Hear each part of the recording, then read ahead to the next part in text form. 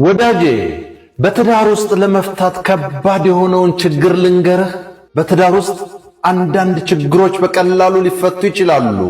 አንዳንዶቹ ግን በጣም ከባድ ሆነው ለመፍታት ጊዜ፣ ጥበብ እና ትዕግስት ይፈልጋሉ። ትዳር ሁለት ሰዎች ብቻ በአንድ ቤት መኖር አይደለም። ልብ፣ ሐሳብ፣ ተስፋና ሕይወት አብሮ መጋራት ነው። ስለዚህ በዚህ ጉዞ ውስጥ አንዳንድ ግጭቶች መኖራቸው የሚጠበቅ ነው። ነገር ግን አንዳንድ ችግሮች ከሌሎች ይልቅ በጣም ከባድ ሆነው ትዳርን ሊፈትኑ ይችላሉ።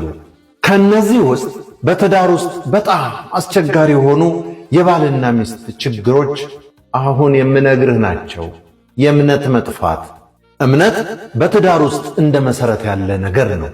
ቤት በመሰረት እንደሚቆም ትዳርን በእምነት ይቆማል። አንድ ጊዜ እምነት ከተሰበረ መመለሱ እጅግ ከባድ ነው። በምሳሌ ልንገርህ። ውሸት መናገር፣ ነገሮችን መደበቅ፣ ሚስጥር መኖር፣ እነዚህ ነገሮች በትዳር ውስጥ ሲኖሩ የልብ ጉዳት ይፈጥራሉ። እምነት ከጠፋ በኋላ መመለሱ ጊዜ፣ ትዕግስትና እውነተኛ መለወጥ ይፈልጋል። የመግባባት እጥረት። ብዙ ትዳሮች የሚፈርሱት በመግባባት እጥረት ነው። ባልና ሚስት ሐሳባቸውን፣ ስሜታቸውንና ችግሮቻቸውን በግልጽ ሳይነጋገሩ ሲቀሩ ችግር ይፈጠራል። አንዳንድ ጊዜ ሰዎች ነገር በልባቸው ይዘውት ይቆያሉ። ከዚያ በኋላ ቁጣ፣ መከፋትና መለያየትን ያመጣል። መግባባት ያለ ትዳር እንደ ነፋስ የተነካ ጀልባ ነው። መድረሻው አይታወቅም። ክህደት በትዳር ውስጥ ከሚያጠፉ ነገሮች መካከል ትልቁ ነው። አንድ ሰው የትዳሩን ታማኝነት ሲሰብር የልብ ጉዳት እጅግ ትልቅ ይሆናል። ይህ ብቻ አይደለም፣ እምነት ይፈርሳል፣ ቤተሰብ ይበተናል፣ ልጆች ይጎዳሉ። ክህደት በአንድ ትዳር ውስጥ እጅግ ከባድ ፈተና ነው። የገንዘብ ጉዳይ።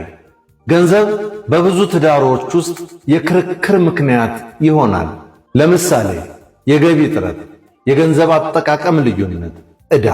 አንዳንድ ጊዜ አንዱ መቆጠብ ይፈልጋል፣ ሌላው መውጣት ይፈልጋል። ይህ ካልተነጋገሩበት ችግር ይፈጥራል። የባህሪና የስብዕና ግጭት። ሁለት ሰዎች በተለያዩ ቤተሰቦች፣ ባህሎችና ልምዶች ውስጥ አድገው ወደ ትዳር ይገባሉ። ስለዚህ አመለካከታቸው የተለየ መሆን የተለመደ ነው። አንዱ ፈጣን ይሆናል፣ ሌላው ዝግተኛ ይሆናል። አንዱ ተናጋሪ ይሆናል፣ ሌላው ጸጥ ያለ ይሆናል። ይህን ልዩነት ካልተቀበሉት ግጭት ይፈጥራል። የቤተሰብ ግፊት። ወላጆች፣ ዘመዶች ወይም ጓደኞች በትዳር ውስጥ ሲገቡ ችግር ሊፈጥር ይችላል። አንዳንድ ጊዜ ሰዎች የትዳር ጉዳይ ውስጥ በጣም ሲገቡ ባልና ሚስት መካከል ግጭት ይፈጠራል። ትዳር ሁለት ሰዎች መጀመሪያ የሚጠብቁት መሆን አለበት። ክብር መጥፋት። በትዳር ውስጥ ክብር ከጠፋ ፍቅር ደግሞ ይቀንሳል። ስድብ፣ ንቀት፣ ማዋረድ፣ እነዚህ ነገሮች ትዳርን በጣም ይጎዳሉ። ክብር የሌለበት ቤት ሰላም አይኖረውም። መንፈሳዊ ልዩነት። አንዳንድ ጊዜ ባልና ሚስት በእምነት ወይም በመንፈሳዊ አመለካከት የተለያዩ ሲሆኑ ይህ ደግሞ ግጭት ሊያመጣ ይችላል። አንዱ መንፈሳዊ ሕይወትን በጥልቀት ሲኖር፣ ሌላው ግን ካልተገናኘ በአመለካከት ልዩነት ሊኖር ይችላል። ለማጠቃለል ብዙ የትዳር ችግሮች ምክንያታቸው እምነት መጥፋት፣ መግባባትና እጥረት፣ ክብር መጥፋት ናቸው። እነዚህ ነገሮች ካሉ ትዳር በቀላሉ ይፈርሳል። ነገር ግን ትዳርን ለመጠበቅ የሚያስፈልጉ ነገሮችም አሉ። ትዕግስት፣ ይቅርታ፣ ፍቅር፣ ግልጽ መነጋገር ናቸው።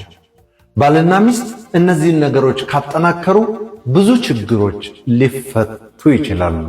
ተክሉ ተመስገን እንዳዘጋጀው፣ በለጠ ሸቴ ዘሀገረ ኢትዮጵያ እንዳቀረበው